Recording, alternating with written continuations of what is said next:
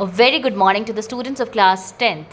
So we will study balancing of chemical equation, which is related to the first chapter of class 10th and very important, right? So before balancing, first we should be aware of what is a chemical equation. See, chemical equation is basically a symbolic representation of the chemical reaction which is taking place. Why we write anything in the form of chemical equation? Because it is easy to understand, right?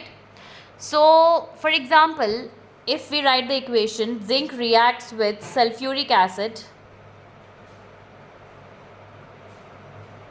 to form zinc sulfate, and in this reaction hydrogen gas is evolved. So because there is no space, I am writing H2 only. This basically is called word equation. If hydrogen is also written as H by DROGEN, right? So for balancing, first of all, we have to convert it into a chemical equation. So what will be the chemical equation for this? Zinc is a metal represented as Zn. It is available in the solid form, so you can also write S in bracket. This is not mandatory to write, but for better information, for better representation, you can write this.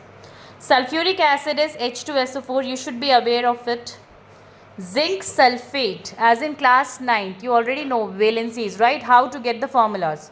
So how to get the formulas? Zinc has valency 2, sulfate is SO4 minus 2, so the valency is 2, cross multiply.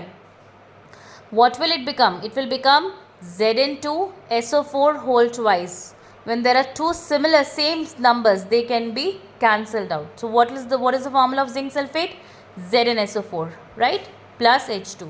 See, never ever memorize any formula of any chemical compound, because means these salts basically don't memorize. Ammonia, you have to memorize that ammonia is NH3. Nitric acid, you have to memorize it's HNO3. But when it comes to the salts like zinc sulfate, calcium carbonate, potassium sulfate, potassium sulfite, sulfide, whatever it is, no need to remember the chemical formulas. Just remember their valencies and write the formulas on your own to make the concept, to make it interesting. Otherwise, it will be a very lethargic thing for you and you won't be interested in chemistry then. Okay. Now, how to balance this? First of all, write the species, whatever is there. Hydrogen, zinc is there, hydrogen is there, sulfur is there, and oxygen is there.